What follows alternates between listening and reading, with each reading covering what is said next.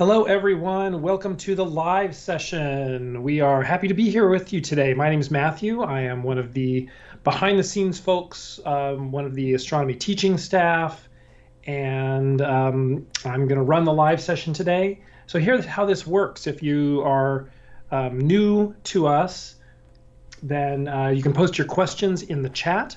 I will grab them from there, curate them a little bit. We try to go generally in order. Please ask your questions only once, but we also try to keep this at an introductory level. Make sure you like the video and subscribe and hit that bell icon so that when we have future live sessions, you have an announcement, or you get an announcement about those live sessions. And again, you can post the questions in the chat and we'll grab them from there. Chris, I will hand this over to you for a welcome, and then we'll get started with questions. Yep, welcome everyone to the online live Q&A session. If you're on one of our MOOCs or online classes, or if you just found us a different way, these are sessions where I field questions on any topic in astronomy that I can get to or understand. So we're ready for questions. Excellent. So we have about 70 people with us so far today, and I'm sure we will have more joining us. And the very first question is from one of our live participants, Steve Callender, asks, what do you think the impact of JWST's discovery of galaxies that appear to be much older than we predicted is or will be? I think it's too early to tell. This is very active research. There are 3 or 4 different research groups gathering similar sort of data, and they haven't put it all together yet. But the basic discovery, or the basic issue, is that when you look at the highest redshift galaxies you can find, where redshift is an indication of looking back in time to within 500 million years of the Big Bang, you find galaxies that are actually very well formed. Some of them have very large black holes, some of them are quite large. And given that we think galaxies grew hierarchically from smaller to larger, it's a little hard to get a big, fully fledged, mature galaxy early in the universe. But since the theory of how galaxies form is not an ironclad theory, it's a theory we have to use some pure theoretical methods and simulations to understand, I don't think it's a crisis for cosmology, which has been claimed in some popular articles. But it's obviously a very important pressure point on cosmology to try and make sure we do have a good cosmological model. And in the end, of course, we're going to learn a lot about how galaxies formed and about what was going on in the very early universe, which is to say the first few 100 million years, which is the first few percent of the universe's age. Excellent. Thank you very much. The next question is from Andrew Farrington, who's on with us live. Is there a big crunch awaiting all galaxies once they reach the center of the Great Attractor? So the Great Attractor was a hypothesized large mass concentration, as big or bigger than a supercluster of galaxies. In other words, having the combined mass of thousands or tens of thousands of galaxies, which is necessarily pulling in galaxies from all directions, behind it, in front of it, and from the sides. It's not clear that the Great Attractor is a single entity, as was proposed originally a few decades ago, but there is certainly an overconcentration of galaxies in that area. Now, these objects that are that large are not what astronomers or physicists would say are virialized. In other words, they're not completely gravitationally bound objects. And so they do represent an overdensity, and they are causing objects to fall into them. It's not clear that they will eventually compress those objects. And even if they were to do so, the timeline for that is enormous, probably tens of billions of years.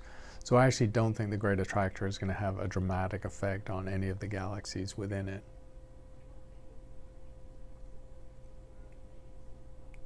Sorry about that. My mouse froze for a second. The next question is from Mohammed, who's on with us live, who would like to know, why is it that we think that gravity couldn't be just some kind of inhomogeneous magnetic field, or why couldn't gravity just be a type of magnetic field? We don't know the full and true nature of gravity. We have a theory of general relativity which is very successful and explains gravity in many extreme and bizarre situations like black holes. But we don't have a fundamental understanding of gravity because we don't know how to reconcile it with quantum theory.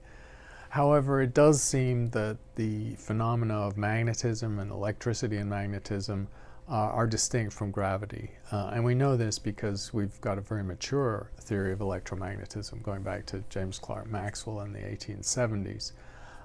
And also the strength of the electromagnetic force is very, very different from gravity. Gravity is trillions and trillions of times weaker than the electromagnetic force. So it doesn't appear that magnetism in any way can explain the things that gravity does. Also, magnetism, like electricity, has different polarities and can exert a positive or a negative force, a repulsion or an attraction. Gravity seems to be a universal attractive force. Excellent, thank you very much. The next question is from, again, one of our live participants. Can we say that spin is the most fundamental property of matter, regardless of the mass or charge or something like that? Spin is a fundamental property of matter and elementary particles. It's important to recognize that we have spin that we describe for macroscopic objects, anything from rocks in space to planets to galaxies, and that reflects the physical property of angular momentum. So that's a spinning macroscopic object. When we talk about fundamental particles, the spin referred to there is something that in quantum mechanics is called isotopic spin, which is to say, although we might have a little mental model of a particle spinning on its axis like a top, that's not actually correct. That's not strictly correct. So it's not analogous to macroscopic objects. It doesn't involve angular momentum. It's just a simple quantum property that is described with the word spin. And it does seem to be a fundamental property of all fundamental particles. They have either integer spins, which case they're called bosons, or half-integer spins like electrons, in which case they're called fermions. The next question is from FSA, who asks, can we find a ninth planet Earth-size by direct observation in the Oort cloud if such a planet were to exist?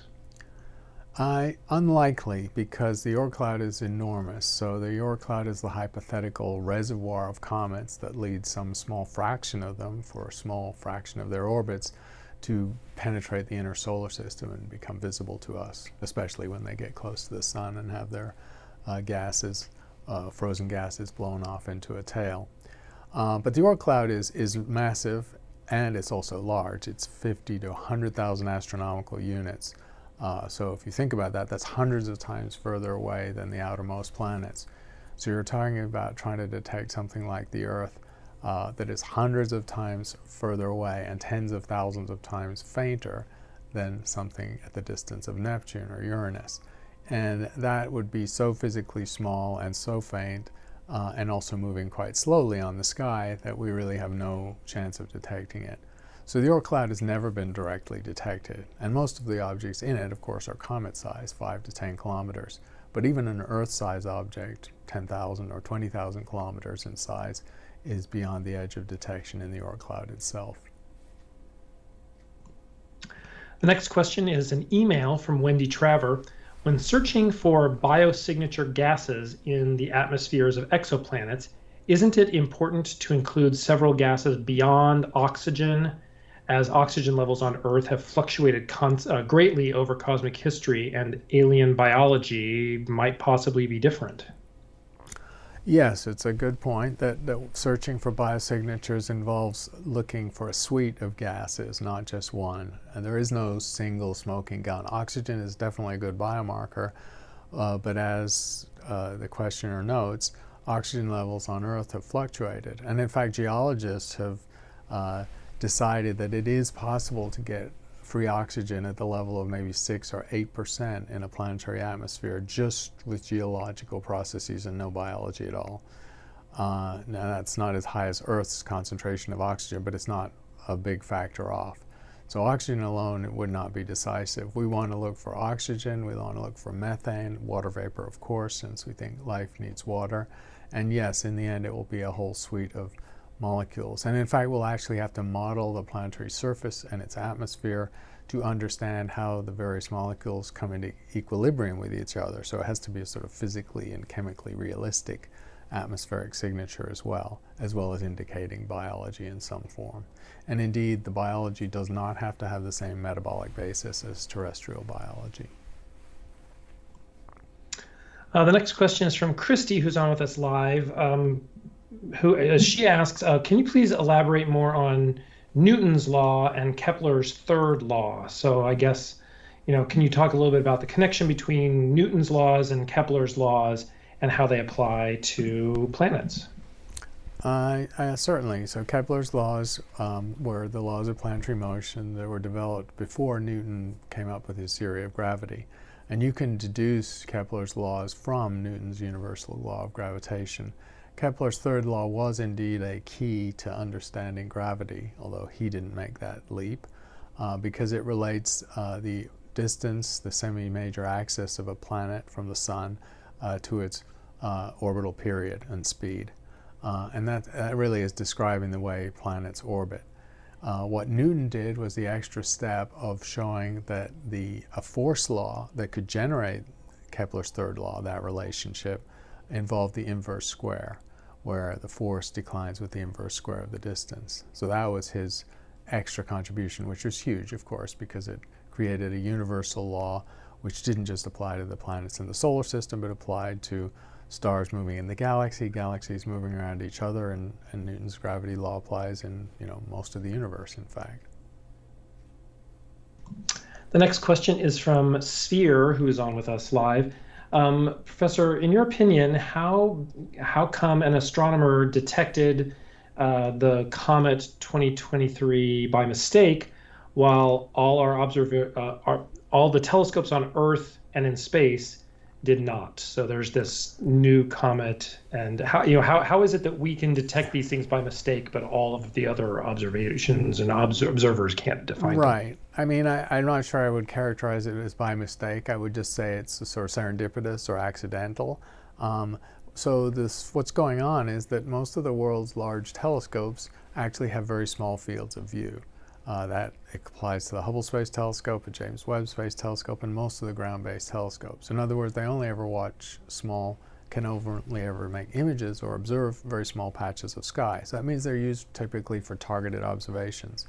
There are not many large telescopes that are used to sweep the sky and do surveys, and that's what you would need to pick up a comet, because a comet's an intruder, if you like, into the inner solar system, moving quite quickly from night to night and brightening slowly from a very faint state. And modern astronomical telescopes are not just used in the way that makes it easy for them to pick something like that up, which could be in many regions and directions in the sky. Amateur astronomers with small telescopes, 5, 10, 15, 20 inches in diameter on good sites, can do wide-angle imaging, and many of them are looking for supernovae and comets, and that's how these are typically picked up, including the most recent one. So these are deliberate search strategies that you can use with a small telescope to expand large areas of sky, and when the comet brightens up enough, when it gets close enough to the sun to brighten, those surveys will pick it up, which is a very unlikely outcome for one of the world's large telescopes. The next question is from Michael Serrera. Excuse me. The question is, people often talk about the difficulties of being in space, but what are the challenges coming back to Earth from a long stay in space? Yeah, the challenges are substantial. There's now been more than a handful of astronauts that have spent over a year in space. I think the record is held by a Russian cosmonaut of maybe 4 or 5 years. We have one of the Kelly twins, American astronaut, spent 1.5 years, I think, in space. And so those have been well-studied cases, all of them, and there are significant health issues. Obviously, the biggest issue is getting used to the gravity again when you've been in zero gravity situations. So there's muscle atrophy that happens There are changes to the cardiovascular system. The capillaries start working differently. The ocular pressure changes. The eyes distend and distort and then have to readjust on the Earth. So there is a lot of readjustment that happens when someone comes back from a long sojourn in space, and they are unpleasant side effects of being in zero gravity for an extended period. They're not typically life-threatening, however. The next question is from an email. What happened to the Opportunity rover that was launched by NASA? Why doesn't it work anymore? They say after a sandstorm on Mars, but generally, why did the Spirit and Opportunity rovers stop working? Spirit and Opportunity did stop working eventually, but they outlived their spec by orders of magnitude. It's certainly in the case of Opportunity.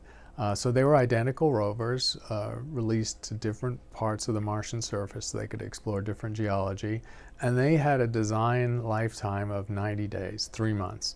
And I don't remember the exact number, but Spirit lasted several years and Opportunity lasted over a decade. And they traveled, not only lasting a large factor more than their design lifetime, but they traveled much larger distances, took many more images. They essentially wore out their mechanical parts. So usually the rovers, when they live that long, get in trouble because they wear out their parts. The diamond drill bit of both rovers was worn out before they got to the end of the mission. The wheel joints were getting awkward and bulky and complaining. And of course the solar panels were occasionally getting covered by Martian dust and reducing the power level to an unacceptably low amount.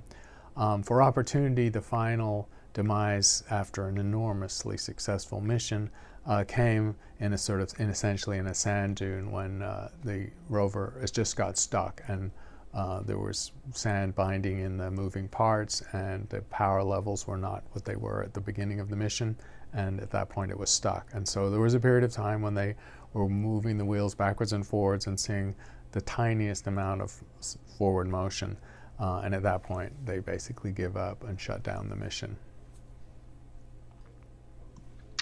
So the next question is from Pramod, who asks, is there any is there any software available that would give the distances between planets in the solar system on a particular date? Yes, there are RREs, and I don't remember the name of them. Some of them are open source. You don't actually have to pay for this kind of software. There are certainly RREs, which is the sort of historical word used for calculating the orbits of the planets. So NASA definitely has an RRE, and you probably just Google a NASA RRE or NASA Solar System Position Prediction, and you will find them there. There are also commercial packages that will do this. Some planetarium software will calculate this. Planetarium software exists to show where the planets are on the plane of the sky, but embedded in the planetarium software is a sense of where the planets really are in their orbits, so you can access that data too. Excellent. And two common ones are Starry Night, and there's a free version called Stellarium. So if you look those up, you can often you can zoom out and see where planets and things are. So those are two that you could look up. Thank you very much. The next question is from one of our live participants, Bakuj123. How do you figure out the masses of various stars and galaxies? Mass is a difficult quantity to measure in astronomy, as it turns out. Firstly, because we see how bright things appear to be, and so we have to understand their physical nature and what they're made of and their size and their density to get their mass. And that we have to infer. So measuring a star's mass, a single isolated star's mass, is actually quite difficult. You have to use a stellar model, basically. When the stars are moving in companionship with another star in a binary orbit or in a cluster, then you can collectively weigh the mass of the stars, their average mass and individual masses, using the gravity law. And the same is true of galaxies. A single isolated galaxy is very hard to measure its mass. You just have to add up the light of all the stars, make a model for what the mass distribution of the stellar population is, and then project that into the total galaxy mass. And of course, there is a large correction factor, a factor of 5 or 6, for the dark matter that you can't see. So as you can imagine, galaxy masses are even more uncertain than star masses due to dark matter and due to the crude calculation you have to do. When galaxies are orbiting each other, you have another handle on that due to their orbital parameters. Excellent, thank you. The next question is from Christian, who sent an email. Good morning and greetings from Singapore. In view of the recent discovery of an exoplanet, K2-18b, with possible traces of methane and CO2, what is your reaction to that kind of news? And what kind of life could we expect on a planet with that kind of an atmosphere? So this recent exoplanet is not necessarily considered habitable. Methane is a biomarker gas, however, so a good fraction of the methane in the Earth's atmosphere, which is a trace amount, it's a very small fraction of the Earth's atmospheric composition, but a good fraction of the methane is from biogenic activity, so life. So methane is a biomarker. Carbon dioxide is not a biomarker. So here is a planet where the physical conditions seem to be prohibitive for life, but you have a biomarker gas, and what does that mean? Well, unfortunately, methane is ambiguous because methane can also be generated abiotically or just from geological and chemical reactions on a rocky planet. So this new exoplanet is interesting, but I don't think it's a compelling target in terms of thinking that life might exist on it. Excellent, thank you very much. The next question is from one of our live participants. So Rohit would like to know, how do supernovae contribute to the creation of heavy elements in the universe, and what impact do these elements have on the formation of planets? Supernovae are an important source of the heaviest elements because normal stellar fusion reaches a maximum atomic number with iron because it's the most stable element, has the lowest binding energy per nucleon in physics terms. And so you don't get any energy out of trying to fuse beyond iron in the core of a stable star. So what has to happen is the star core collapses, and then you have a blast wave from the catastrophic implosion leading to a bounce and then an explosion. And the blast wave creates temperatures of several billion Kelvin, which is enough for explosive nucleosynthesis, in which you can very rapidly generate all the elements essentially up the periodic table to uranium, including the heavy metals. And that's where a significant fraction of the heavy elements in the universe come from. And of course, as they're created, they're being blown off into space to become part of another generation of stars. Now, in the last decade, we've learned that a lot of the heavy elements do not come from supernovae. They were thought to be the primary source, but now we understand that neutron star collisions and mergers also generate enormous energy and create heavy elements. And so a substantial fraction of the heavy elements come from neutron stars rather than supernovae. The next question is from an email. It's kind of a follow-up to the previous question about exoplanets.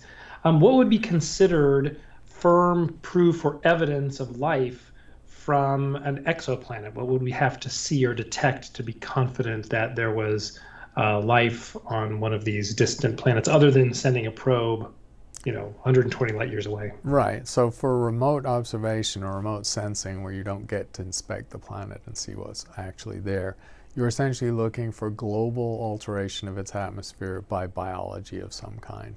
So you're hypothesizing a metabolism, a microbial metabolism, which generates typically an unstable gas like oxygen in sufficient quantity that it must be sustained by that metabolism. The Earth's atmosphere is a perfect example, of course, because the oxygen that exists in our atmosphere is created by microbes, and if life on Earth ceased overnight, that oxygen would disappear in 10, 15 million years, which is a very short time geologically.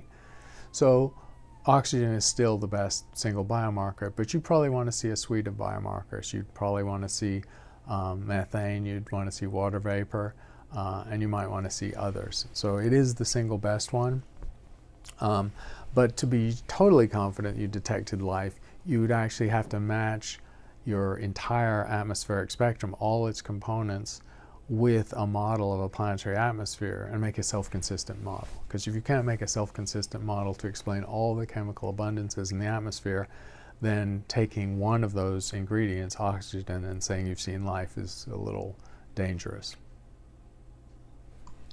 The next question is from Arif, who asks, can you talk about why moonquakes happen?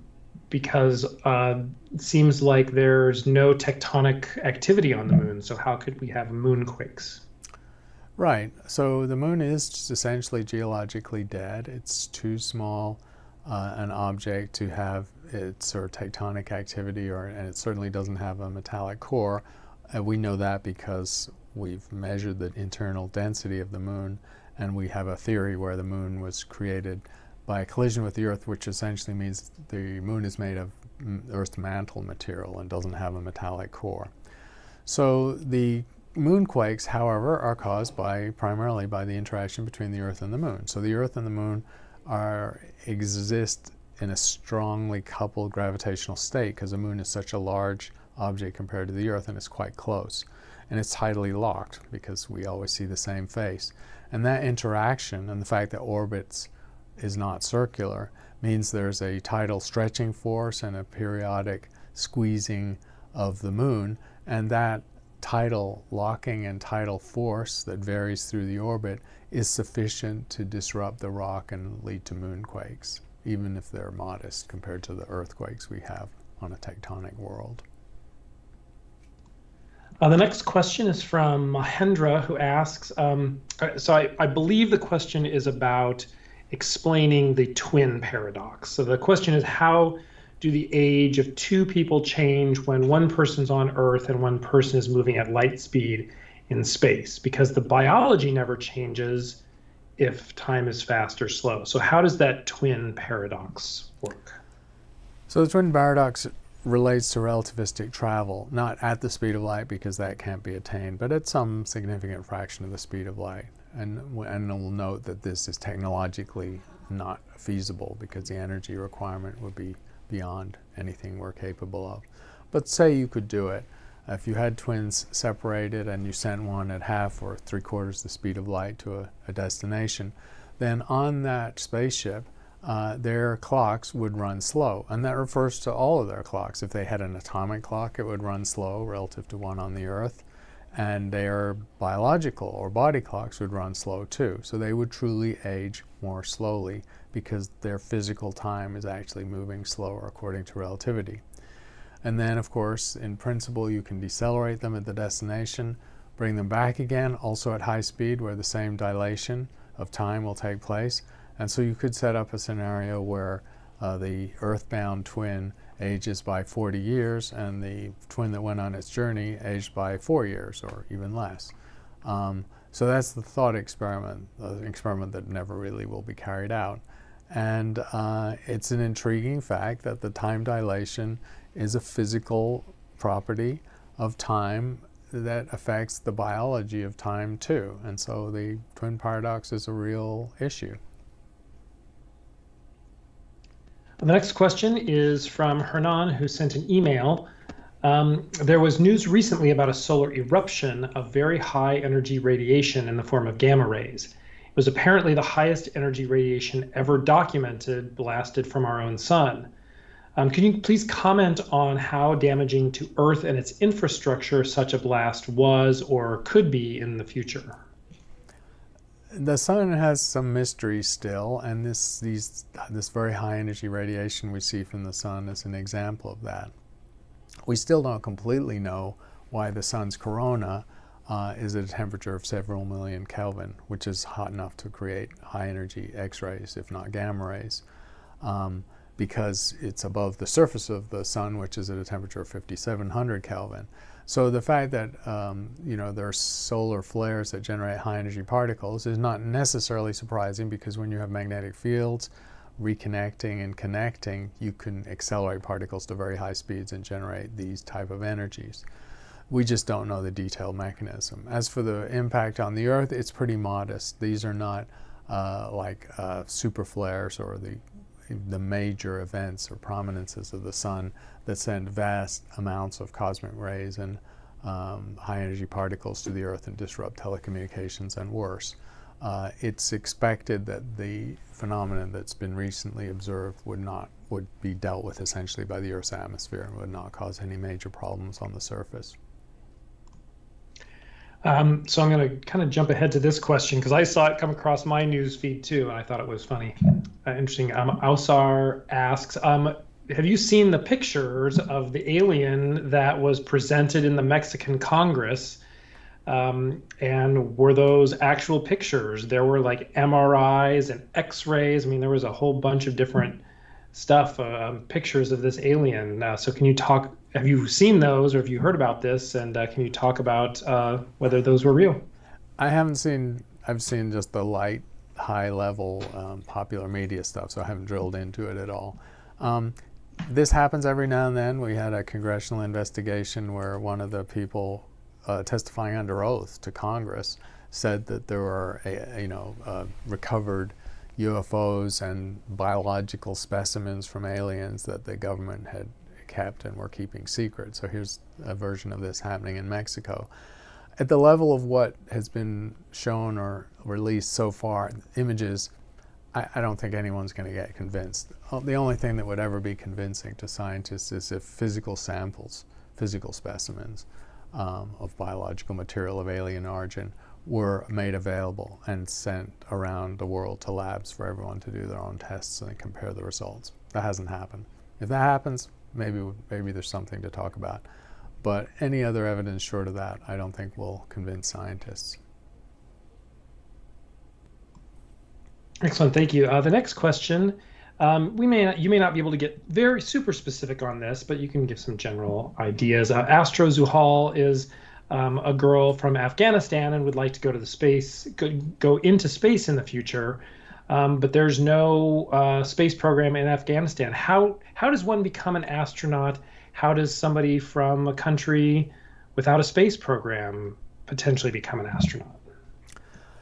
I'm going to make the obvious suggestion that in the case that you're not a citizen of a country with its own space program, the best way to get into space these days is through the private sector. Because if you recall from the last couple of years when Jeff Bezos and Elon Musk were in a sort of rapid fire competition to send civilians into space, some of those civilians were certainly not United States citizens. And so those are the two billionaire entrepreneurs that can make this happen because they sometimes gift the seat rather than charging someone $10 or $100 million or whatever it is. So I think your best strategy is to write to them. These are big CEOs and very busy, but their handlers will get the mail. And if you have an interesting enough story coming from a developing country with limited opportunities and a passion to go into space, there's just always some chance that they'll take notice and make your dream come true. Excellent. The next question is from one of our live participants. Pramod asks, how do the probes located at L1 to study the sun deal with the constant heat and radiation from the sun? The way they have to deal with it is by shielding. That's one method, of course. They have to have either highly reflective coatings so they don't absorb much heat. That's the simplest way of doing it, or deflecting the heat. But that creates its own issue because solar radiation, of course, has energy and so it has momentum. So if you are reflecting a large amount of energy, you're also giving a little push to your spacecraft. And so these, anything at L1 in unstable equilibrium has to have little retros or significant rocket fuel and small thrusters to maintain its position. So the downside of deflecting and shielding yourself from the radiation is you have to maintain your position. The next question is from Amanda, who asks, hi, Professor, what excites you the most in the field of space exploration in the upcoming years? I think it's on the radar of everyone that there eventually is going to be a moon base and a Mars base. And I'm, of course, very interested in the Mars base. The moon is pretty close, and we've been there before, and setting up the infrastructure to be on the moon is not that difficult. And it's only about a week or 10 days away. So if the people get into trouble, you can rescue them. They don't have to spend very long there without coming back home. Mars is exceptionally challenging because the time to get there on a minimum trajectory is 6 or 8 months. And so even a minimal mission to Mars, to just build a base and hang out there for a while until the energy favorable return path, is about 2 years. So you need to take enough supplies to subsist for 2 years. So that's a very challenging but also very exciting project. Who is going to be the first to get humans onto Mars and have them there for a period of time and then bring them back safely? Exceptionally risky, challenging, and exciting mission. The next question is from Mahendra, who asks, is there any force opposite to gravity, or more specifically, some kind of anti-gravity or anti-gravitational force? There's no explicit force that is opposite to gravity in the physics sense of a force, but there is an entity that operates in opposition to gravity, and that's called dark energy. Because dark energy is something whose physical nature we don't really understand, that's causing space-time to expand faster and faster at an accelerating rate. And so it exerts negative pressure. And that, in a physics sense, in the equation of state, is opposite to gravity. So dark energy would be the simple answer. But we don't think dark energy is related to gravity in any direct way, even in the sense of being its opposite, whatever that would mean. Dark energy is a property of space-time itself, and it's something we truly don't understand yet. We sort of tangentially talked about this question earlier, but more directly, Chandra, who's on with us live, asks, so far we have only understood the structure of one type of life. Don't you think it's possible that a different kind of life than the structure of life we're currently looking at is possible outside our Earth? Absolutely. All life on Earth, from as varied as a fungal spore to a giant redwood tree to a blue whale, it's all the same single biological experiment that started 4 billion years ago. So on another planet, in another part of the galaxy, with slightly different or wildly different chemical ingredients, if biology started, it would have very different, a different path, I'm sure. Maybe natural selection is a universal phenomenon, and so life is sculpted by its environment in the way that Darwin described on the Earth. But it's for the biochemical basis of the life elsewhere. It doesn't have to be the same as the Earth. The replicating molecule doesn't have to be the same. The types of cell structure, or even the existence of cells at all, doesn't have to be the same.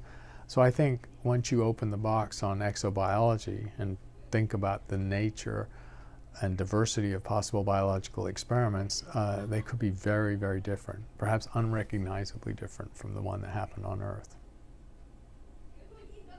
Excellent, thank you very much. The next question is from an email. In 1974, an interstellar radio message carrying basic information about humanity was sent to the globular cluster Messier 13. This so-called Arecibo message wasn't targeted in any particular place, thought to have a form of life. So what then was the point of sending that message? I would say it's a demonstration project. Back in 1974, SETI, the Search for Extraterrestrial Intelligence, was really a young field, and nobody had ever, people had been listening, they'd been doing listening experiments for radio signals, but no one had actually done a transmission experiment. At the time, the Arecibo dish was the largest radio telescope in the world, 305 meters in diameter. Now the FAST telescope in China is 500 meters and bigger, and Arecibo has now been shut down after catastrophic failure. But at the time, it was the best radio telescope to send a signal out into space. The target is obviously telling us that it's not a realistic communication experiment, because M13 is 25,000, I think, light years away. So it's going to take 25 millennia for the signal to get there, and if there's anyone listening and replying, another 25 millennia. So it's a 50,000 year conversation minimum. Also, it's a globular cluster, so it's a set of old stars with very low heavy element abundance, and it's not obvious you get planets, terrestrial planets, forming easily around that kind of set of stars in a globular cluster. So it's possible the incidence of life there, even though it's a large number of stars, is very low. So it's not even clear there was anyone there to listen to the message. So I think it was a demonstration of technology. It was also a demonstration of how you would design a message digitally in a series of on-off pulses to simulate information that would tell someone about our existence and the nature of humanity on Earth. The next question is from Pablo, who's on with us live. How does dark matter hold galaxies together? And in your opinion, what is the role of dark matter in galaxy formation? So dark matter holds galaxies together because it constitutes 75–80% of the mass of a galaxy. And so without a large halo of dark matter, so the dark matter distribution is wide and broad and extends beyond the visible edge of the galaxy seen in stars. Without that dark matter halo, the galaxy would fly apart. The stars in the galaxy would not maintain circular or elliptical orbits, and they'd just be unbound and evaporate into space. So galaxies are not really understandable except in terms of dark matter. And in terms of how galaxies form, it's the same story. Dark matter has always been more abundant than normal matter by that same factor of 5 or 6, right, going back to the Big Bang. And in the early universe, when gravity was forming the first objects, they were, of course, still dominantly dark matter. And within those dark matter halos, initially small ones merging to form bigger ones, normal matter condensed to form the stars that we see as galaxies. So they were small galaxies at first, and then larger galaxies like the Milky Way after billions of years. Excellent, thank you. The next question is from Saeed, who asks another question about dark matter. I'm curious about the nature of dark matter and dark energy.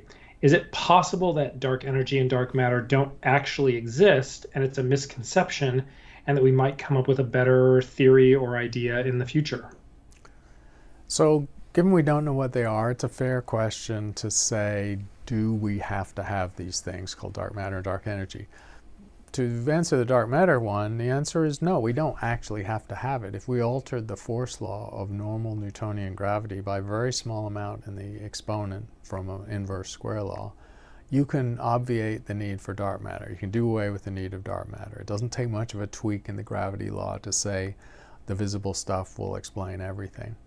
But you sacrifice a lot there. You have to ditch Newton's theory of gravity. You have to ditch the very elegant physics formalism of an inverse square law, which means it's a conservative law and conserves energy, and when you travel in loops through potential fields and so on. So there's something very elegant in a physics sense about inverse square law. So you lose that.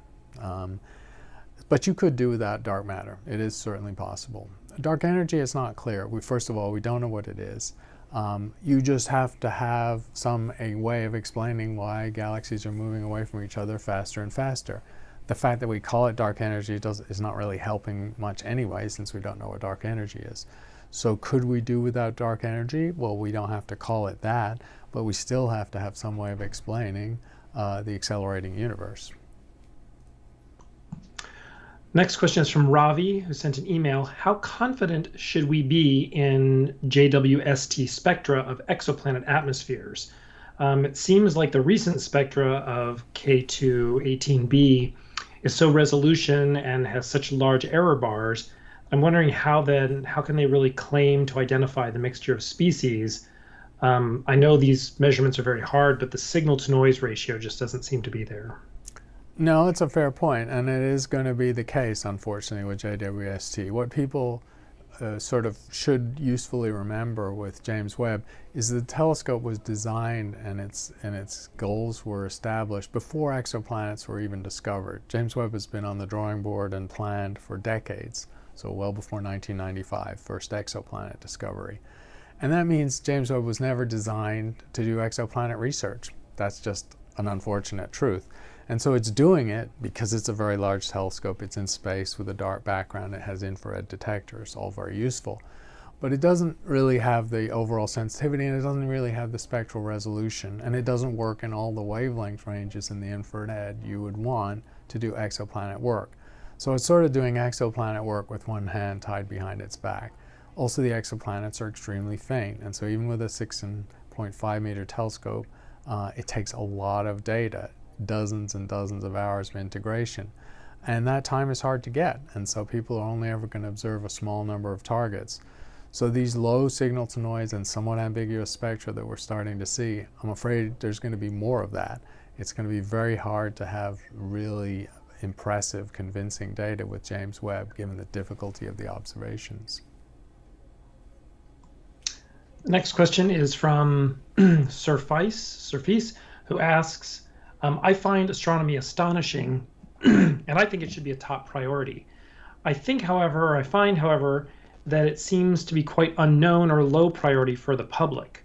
Why do you think this is, and how can we change it? I think it's an ambiguous, sorts of mixed message from the public, and I can speak to the United States, but I've seen surveys in other countries too. People are fascinated by astronomy. They're excited by the ideas of probing space and time and exploring the universe. They are thrilled by images they see from James Webb and Hubble. So that's all true. But when you ask the more hard-nosed question of how much funding should we give to astronomy, or how much of the budget should we spend on that given other commitments and other needs, then the answers are different. The general public doesn't really think we should spend a ton of money on scientific research, so it's not as high in their priorities as other things. And in fact, we don't. So research and development, broadly described, are only ever a couple of % of a major OECD countries' budgets. Most of their budgets go to military spending, social security, healthcare, etc. So I don't really think that's going to change. Excitement of the public in astronomy is only very, very loosely and indirectly translates into the funding of astronomy. And that probably isn't ever going to change. The next question is from Christy, who's on with us live. How do we test what gases exoplanets are composed of, and how do we know it's oxygen and methane from so far away? So the clever trick we use for exoplanets, given their distance, their faintness, and the slender atmospheres that surround their mostly rocky cores, is we use transmission spectroscopy. So if you imagine an exoplanet that's a transiting exoplanet, so one that gives eclipses and was discovered, say, by Kepler, then when that exoplanet passes in front of its star, the rocky part of the exoplanet will obscure some fraction of the star's light based on the ratio of the areas. But some of the starlight will filter through the atmosphere all around the exoplanet and come to us. And so we just have to measure the starlight that comes to us directly, and then the starlight, a small fraction of it, that comes filtered through the exoplanet atmosphere, and the atmosphere will imprint a set of absorption features based on the chemical species in the atmosphere. And then you form a difference spectrum. So you make a difference between the spectrum the exoplanet goes behind the star, comes in front of the star. You can measure the spectrum of the star without the exoplanet, and then you can see the little difference that's caused by the exoplanet atmosphere. So that's the principle of the atmospheric transmission absorption spectrum that we started to see. It's a very elegant technique. It relies on the stability of space. It's hard to do this on the ground because the atmosphere varies on a short time scale, and in space everything is very stable. So the difference calculation is very reliable. And so that principle is going to be used for looking for biomarkers for exoplanets for the foreseeable future, both with James Webb and the Hubble Space Telescope. The next question is from Alexander, who's on with us live. Hello, Professor. At what distance from the Sun do you think we might detect objects and substances that constitute dark matter? Might it be somewhere in our spiral arm, between the arms, or in the halo? So astronomers are trying to map dark matter on various different scales, and including, the spiral arms or the center of our galaxy, which should be a good well of dark matter, actually. And of course, it's a very indirect experiment because you can't see dark matter, it doesn't interact with radiation. And so you're basically seeing the influence of dark matter on the movement of the visible objects you can see, the stars and the gas in the galaxy. And so people have designed, various experiments to try and understand the dark matter distribution in the Milky Way from the motion of components of the Milky Way. The trouble is the Milky Way is chaotic enough place with gas and turbulent motions. Not everything is moving in a systematic way with circular or elliptical orbits. That these experiments have not really been very successful. So we only have the very crudest sense of the distribution of dark matter in the Milky Way. The next question is from Craig Webb, who sent an email. If Earth's atmosphere is protected by a magnetic field, what about a planet like Venus? What's protecting Venus's atmosphere as it doesn't have a magnetic field? Venus is a twin of the Earth, more or less, within a few percent of Earth's mass. It also is geologically active, so we know, and it's had intense volcanism in the past, although not recently. And so we know it has a magnetic core, and it does have a magnetic field. So it's been measured, and originally by the Magellan spacecraft, I think in the 1970s and 80s. So in that sense, it is a twin of the Earth. Mars, however, other inner solar system object, and Mercury, are small enough that they seem to have no magnetic field. The next question is from Aviator's Paradise, on with us live. If all objects are accelerating through space, can an object have an absolute rest relative to the universe? So deciding what's at rest with respect to the universe is an interesting question. So individual galaxies are all moving apart from each other at an accelerating rate due to the expansion of space-time. And then they also have net motions caused, on top of that, tracking the expansion of space-time caused by interactions with each other. So the Milky Way and Andromeda are heading towards each other, even though they both sit in expanding space-time. So it's tricky to infer the space-time expansion from the observation of individual galaxies, and so you can't really get a rest frame from that. The only real rest frame for observations out in the extragalactic universe is the microwave background radiation. Those photons, we believe, were released throughout the entire universe when it was very young, 400,000 years after the Big Bang, and hydrogen became neutral for the first time. Those photons have traveled through space-time, and because they suffuse the entire universe, they have no net motion, and so they do define a rest frame.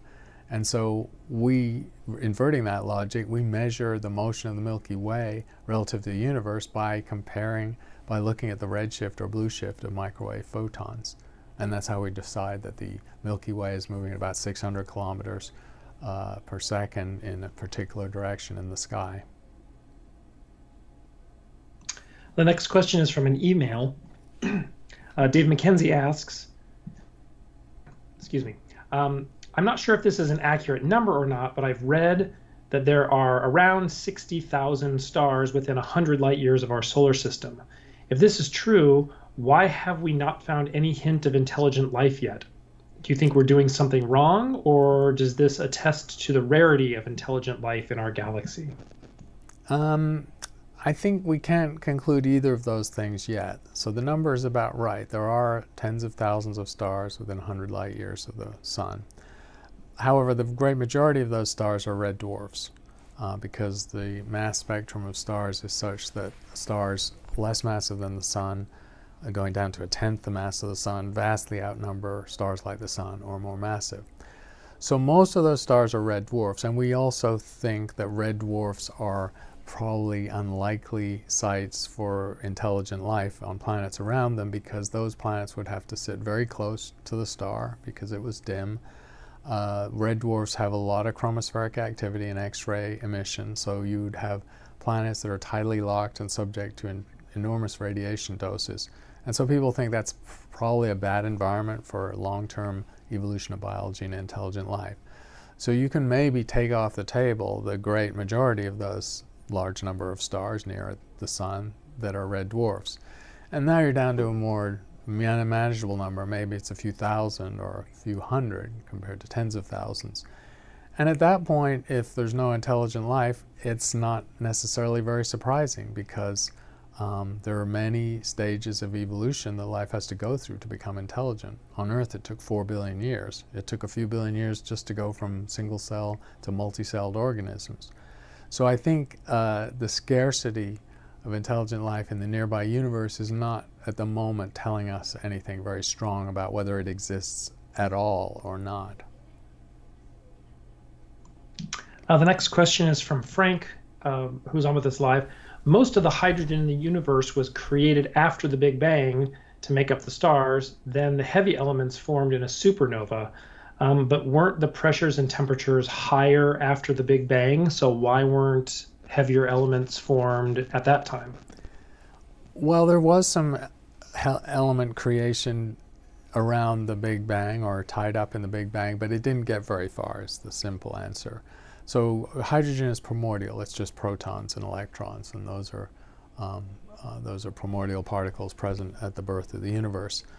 When the universe was a few minutes after the Big Bang, the universe itself, the entire universe, had the temperature and pressure of the center of our sun now.